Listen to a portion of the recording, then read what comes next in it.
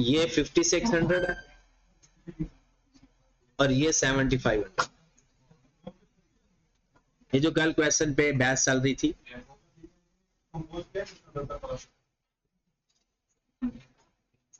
ये मुझे लगता है कि जब वो कन्वर्ट करते हैं ना फाइल को, तो शायद उस वक्त कुछ चीजें ऊपर नीचे शायद लिखी गई। क्या वो कौन सा क्वेश्चन फाइल?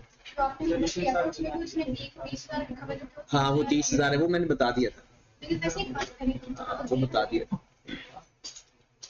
चले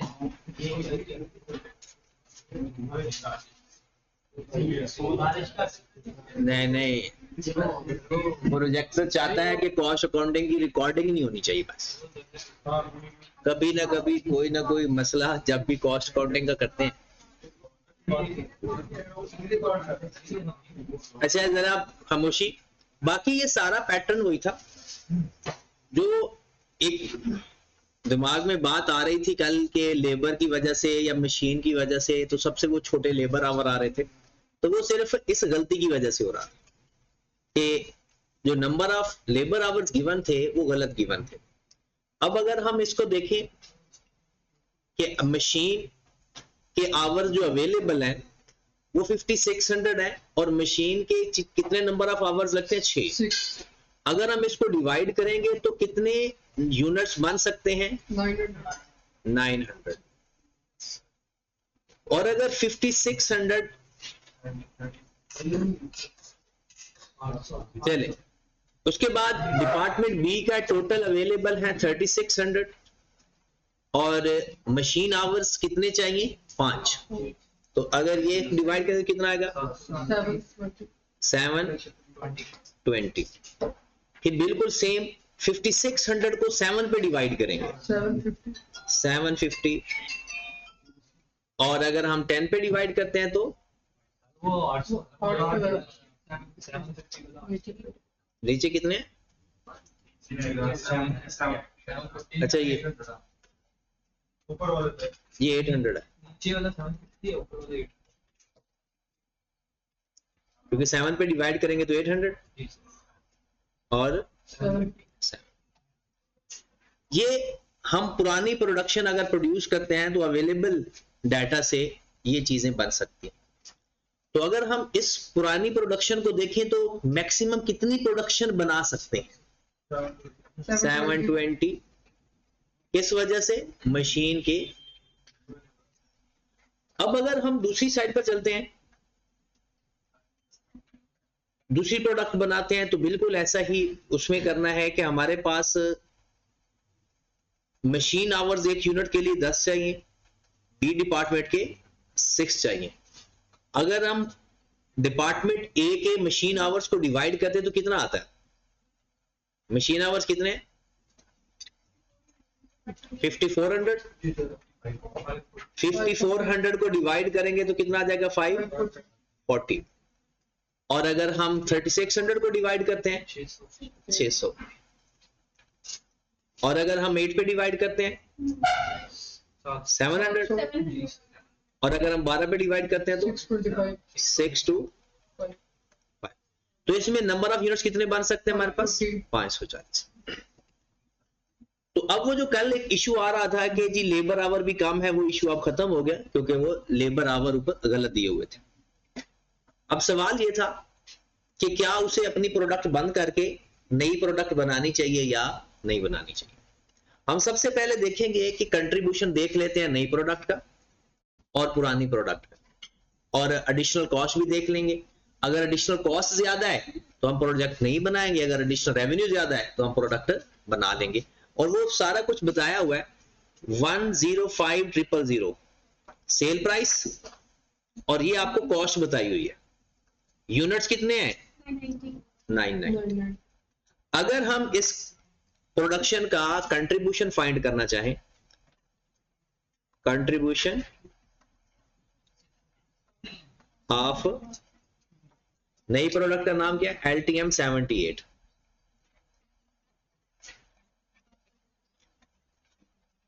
सेल 105,000 मल्टीप्लाइड बाय 990, कितनी अमाउंट आ गई?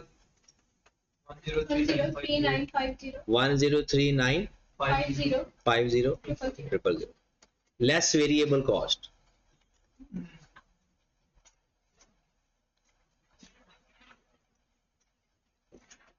अगर हम वेरिएबल कॉस्ट उसकी फाइंड करते हैं तो 10,000 पर यूनिट और 10,000 पर यूनिट अमाउंट लगती है। तो उसने पर यूनिट के हिसाब से फाइंड किया हुआ, यहां पर पहले हम पर यूनिट भी फाइंड कर लेते हैं। 20,000 लगता है मटेरियल ए, 10,000 लगता है मटेरियल बी, तो टोटल मटेरियल कितना लग गया? 30,000। उसके बाद मशीन आवर्स कितने लग रहे हैं? मशीन आवर्स पर यूनिट 10 लगते हैं। यहां पर सबसे पहले हम रेट फाइंड कर लेंगे कि लेबर आवर का पर यूनिट रेट क्या चल रहा है और मशीन आवर्स का पर यूनिट रेट। यहां पर उसने पर यूनिट डाटा दिया हुआ है कि लेबर है 2100 पर यूनिट और एक यूनिट को बनाने के लिए 7 घंटे चाहिए, तो पर आवर रेट आ जाएगा 300 रेट आ गया इसका। फिर डिपार्टमेंट बी का लेबर आवर का रेट कितना आ जाएगा? 10 पे डिवाइड कर देंगे। फिर बिल्कुल ऐसे ही मशीन आवर्स, क्योंकि जो उसके ओवरहेड्स है ना वो मशीन आवर्स पे डिपेंड कर रहे हैं, वेरिएबल ओवरहेड ये लिखा हुआ है, तो इसको मशीन आवर्स पे डिवाइड कर देंगे। तो डिपार्टमेंट ए के मशीन आवर्स कितने हैं? 6 पे डिवाइड किया 300 आ गया। फिर इसको 10 पे डिवाइड किया 5 पे 400। अब ये पर आवर रेट आ गया हमारे पास। अब यहां पर हम ये देख लेते हैं कि डिपार्टमेंट ए के जो लेबर आवर चाहिए कितने घंटे चाहिए?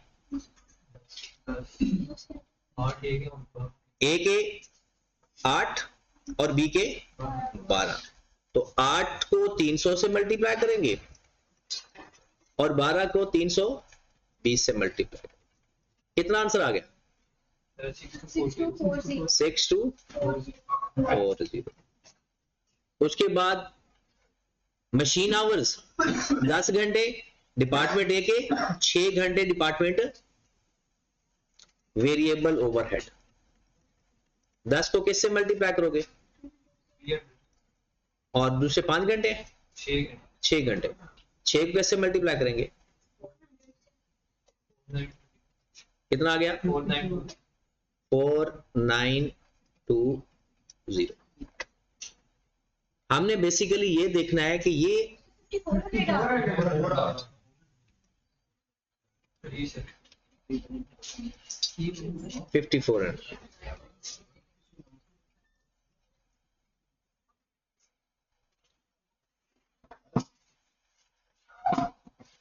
अब ये हमारे पास आ गई variable cost per unit additional.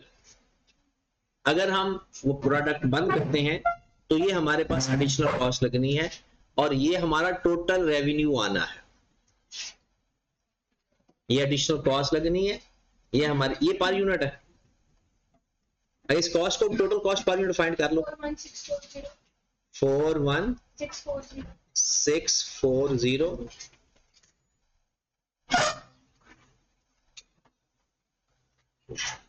ये ना उसको बुलाकर ना एक दफा ये रीस्टार्ट करेंगे तो शायद ठीक हो जाए।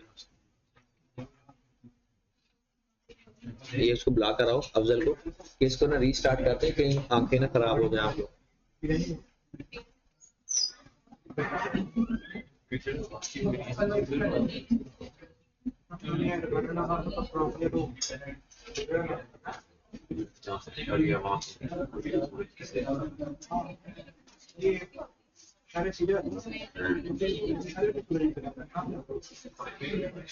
अच्छा इसको भी मल्टीप्लाई कर दे 990 से। कितना? 4122 3600। ये हमारे पास सेल आ जाएगी, ये हमारे पास वेरिएबल कॉस्ट आ जाएगी। तो इसका कंट्रीब्यूशन कितना आ जाएगा? इनको आपस में माइनस कर दे। 6222 6400। अगर आप नई प्रोडक्ट बनाते हो तो ये उसका कंट्रीब्यूशन हमें मिले, अगर हम नई प्रोडक्ट बनाते हैं। अब हम देखेंगे कि पुरानी प्रोडक्ट के ऊपर कंट्रीब्यूशन लॉस कितना होगा, पुरानी प्रोडक्ट के ऊपर कंट्रीब्यूशन लॉस कितना होगा। ये ना ब्लिंक कर रहे हैं, restart. Answer 6 to 7 to 6 4 6 to 7 to 6 4 6 to 7 6 4 double 0 6 to 7 to 6 4 double 0 अब ठीक है, चलिए मैं बता देता हूँ 6 to 7 to 6 to 7 ठीक है। चलें जी, अब ऐसा करो कि आप पुरानी प्रोडक्ट का कंट्रीब्यूशन तो फाइंड कर लिया था ना कल ही, वो तो सही था, दोबारा एक दफा फाइंड कर लें। पुरानी प्रोडक्शन की सेल माइनस पुरानी प्रोडक्शन की वेरिएबल कॉस्ट, वो कंट्रीब्यूशन पर यूनिट आ जाएगा।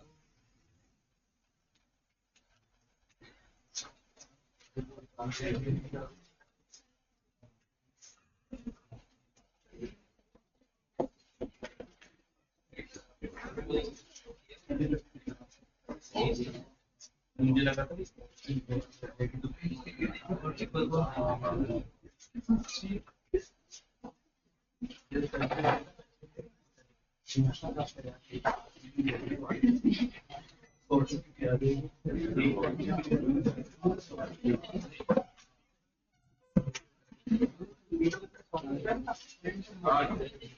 चले, बाकी जो मेन वर्किंग में इशू था वो यही था।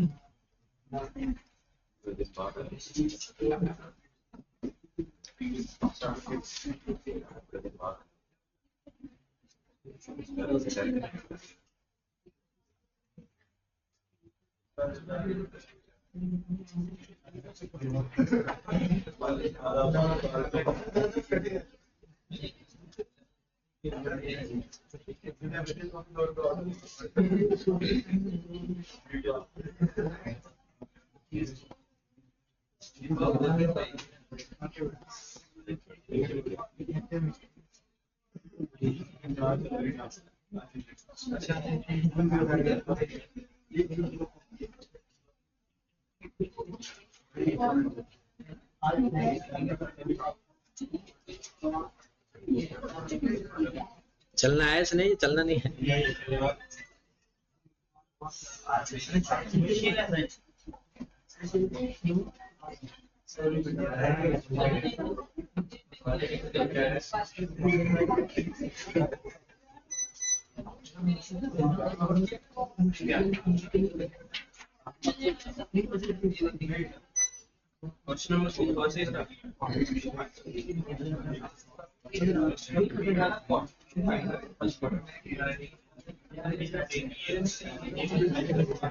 चले,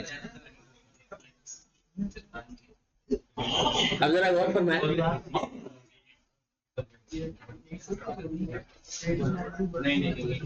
अच्छा आप जरा खामोशी प्लीज। तो बस ये आपके पास कंट्रीब्यूशन आ गया कि अगर हम नई प्रोडक्ट बना के बेचते हैं तो ये कंट्रीब्यूशन।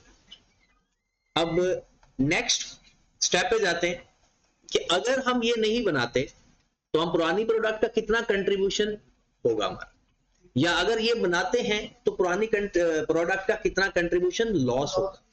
इसमें ये एक टेक्निकल पॉइंट था कि अगर आप नई प्रोडक्ट बनाते हो तो 3 दिन उसके सेटअप के लगते हैं और फिर 2 दिन उसके रिस्टोर करने। रिस्टोर का मतलब है कि ये तो सिर्फ आपको 2 महीनों का प्रोजेक्ट मिला है, ये आपको 2 महीनों का प्रोजेक्ट मिला है, आपने वापस अपनी दोबारा असल प्रोडक्शन पे जाना है। तो वापस आपने जब अपनी प्रोडक्शन पे वापस जाना है 2 दिन फिर भी लगेंगे। 3 दिन नई प्रोडक्शन के सेटअप पे, 2 दिन वापस वो पुरानी प्रोडक्शन पे जाने के लिए, 5 दिन तो वो हो गया। इसमें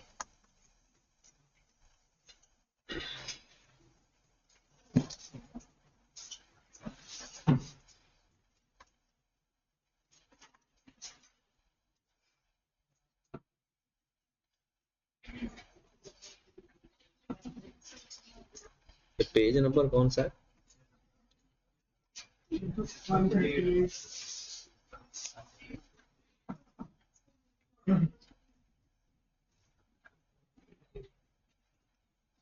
चले, अब यहां पर दोबारा वापस चलते हैं अपनी पहली पोजीशन पे। कहते हैं कि आपको 990 यूनिट्स बनाने हैं और आपके एक महीने के अंदर 540 यूनिट बनने हैं।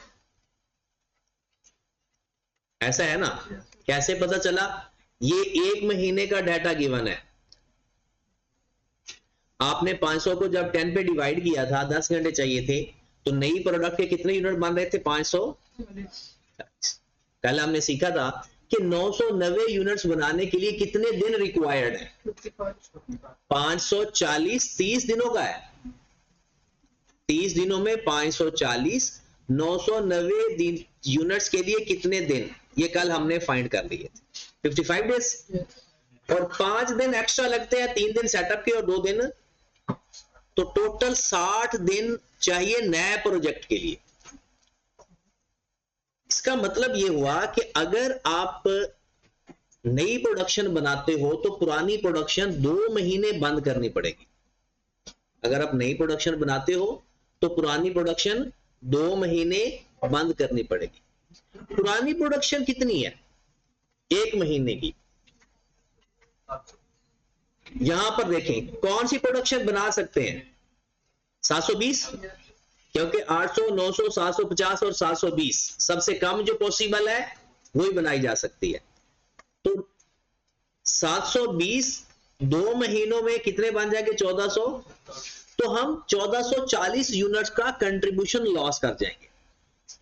1440 यूनिट का कंट्रीब्यूशन लॉस कर देंगे। तो एक यूनिट का कंट्रीब्यूशन ये गिवन है 60,000 minus material cost minus labour cost minus 3800। 1500 minus नहीं करना, तो कितना आ गया कंट्रीब्यूशन? 30,900। कंट्रीब्यूशन, ये नया कंट्रीब्यूशन है हमारा जो मिलना है। कंट्रीब्यूशन लॉस 1440 यूनिट्स का मल्टीप्लाइड बाय कितना फाइंड किया? 30,900। कितना? 44496 ये कितना कंट्रीब्यूशन लॉस होगा? दूसरा उसने कहा है कि अगर आपका कोई लेबर आइडल होगी तो उसकी भी आपने पेमेंट करनी है, चाहे वो फारिग बैठे हैं चाहे वो काम कर रहे हैं। हमने हम ये भी चेक करना है कि हमारी आइडल लेबर कितनी रहेगी। वो किस तरह से पता चलेगा? कि यहां पर आपके पास नंबर ऑफ आवर्स तो गिवन है, 7 घंटे हैं डिपार्टमेंट ए में, 10 घंटे हैं डिपार्टमेंट बी में, और टोटल अवेलेबल लेबर कितनी है? सही, ये 5600 है, ये 7500। चलिए, तो सबसे पहले बताएं कि आपने 990 यूनिट्स बनाने हैं। कितने यूनिट बनाने हैं? 990। 8 घंटे चाहिए डिपार्टमेंट ए के, 990 मल्टीप्लाइड बाय 8, और 12 घंटे चाहिए डिपार्टमेंट बी के, 990 मल्टीप्लाइड बाय। चलें जी, आपके पास अवेलेबल है department A, department B, available कितने डिपार्टमेंट ए और बी के? ए के कितने? 7,920। 2 महीने के बताने हैं ना, 2 माह। क्योंकि ये 990 2 महीनों का है। 15840 2 से मल्टीप्लाई कर दो ना, 1 महीने के गिवन है, 2 से मल्टीप्लाई कर दो। और बी के डिपार्टमेंट के 2376। और ये देख लो भाई, ये आपको लेबर चाहिए ना, हमें ये लेबर है 5600 डिपार्टमेंट ए की 7500 डिपार्टमेंट बी की, तो इसको भी 2 से मल्टीप्लाई करना है, इसको भी 2 से मल्टीप्लाई करना है, तो 2 महीने को अवेलेबल नंबर ऑफ आवर्स आ जाएंगे।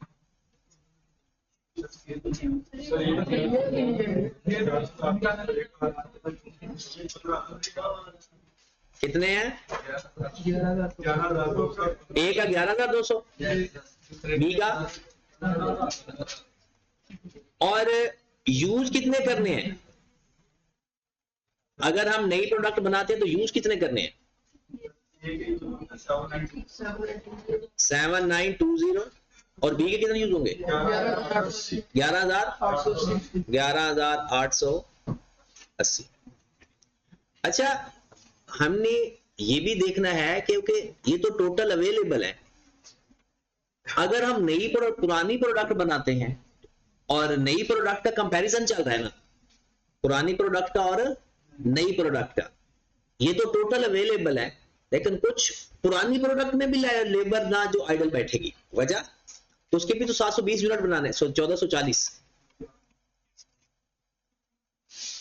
तो उसके लिए लेबर आवर कितनी चाहिए? अगर पुरानी प्रोडक्ट बनाते हैं, डिपार्टमेंट ए के कितने चाहिए और डिपार्टमेंट बी के कितने चाहिए? ये मैं थोड़ा ऊपर कर देता हूं ताकि सबको नजर आ जाए। ये देख लें, department A, department B, total available 11,200, 15,000, ये टोटल है। ओल्ड प्रोडक्ट के लिए कितना चाहिए? 14,040 मल्टीप्लाइड बाय ए के कितने हैं? 7, और बी के कितने हैं? 10। 7 से मल्टीप्लाई किया तो 100,80,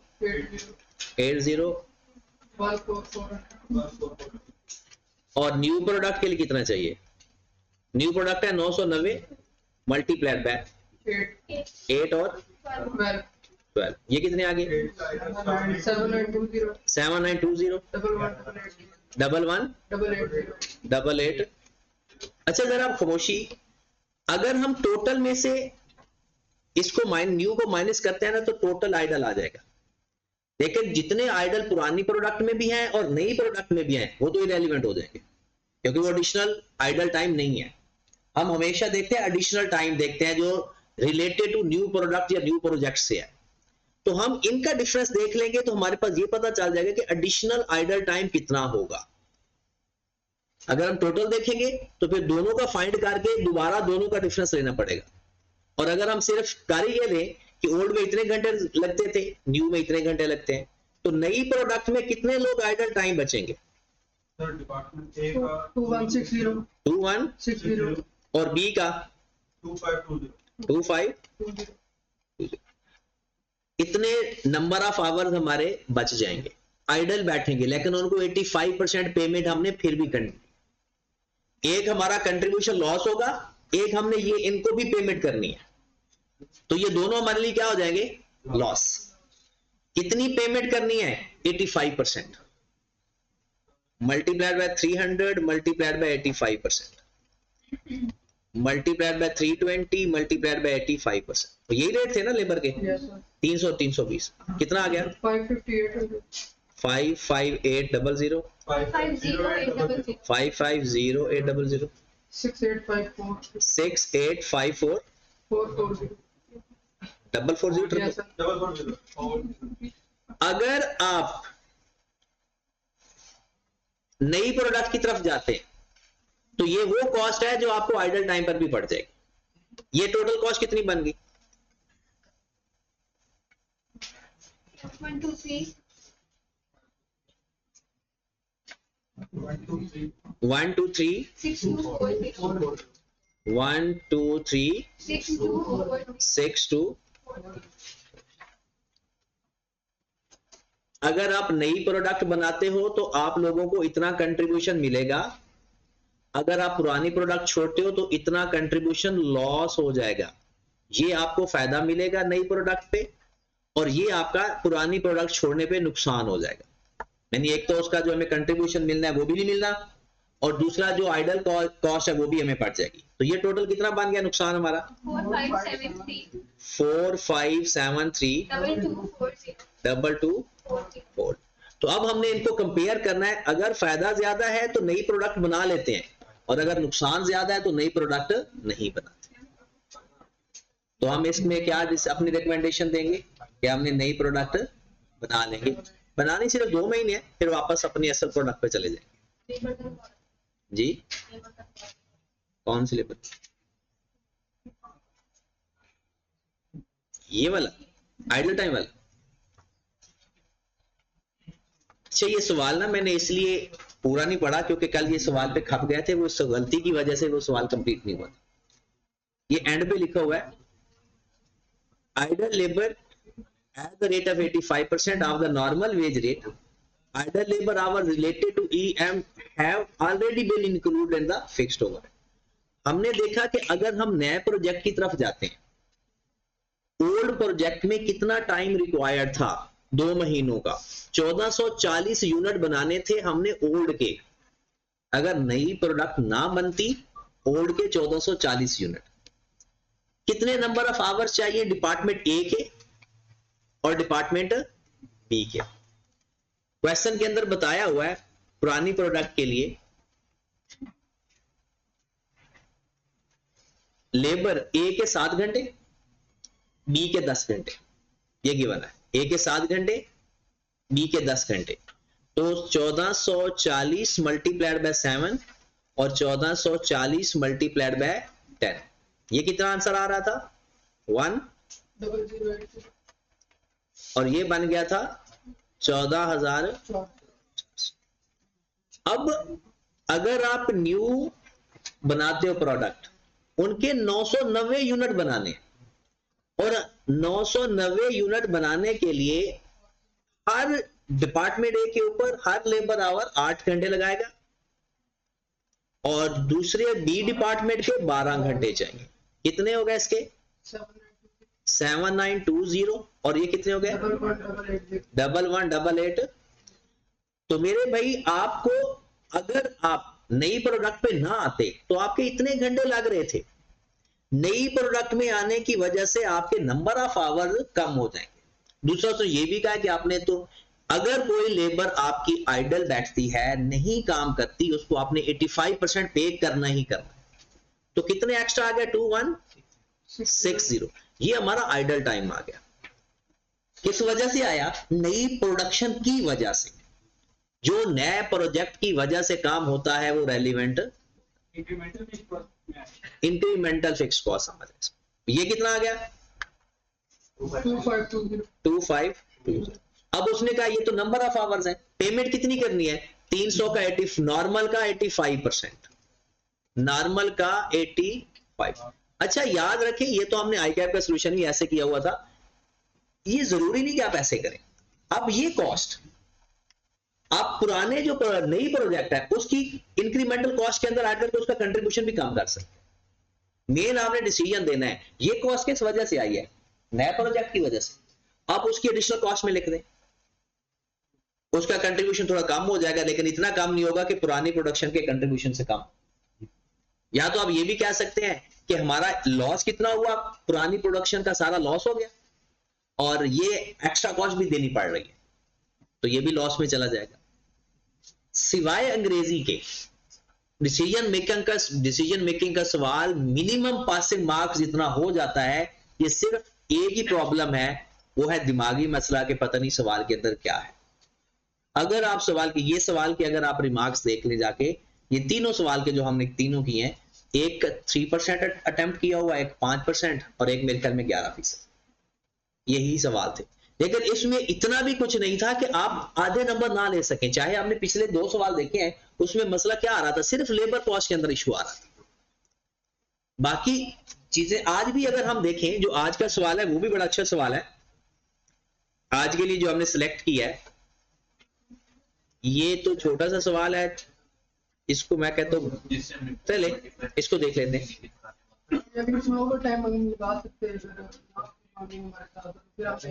टोटल में से निकाला, अगर ये ना लिमिट होती ना तो फिर अब ये भी कर सकते थे, दोनों का टाइम टोटल निकाल के फिर डिफरेंस ले लेते।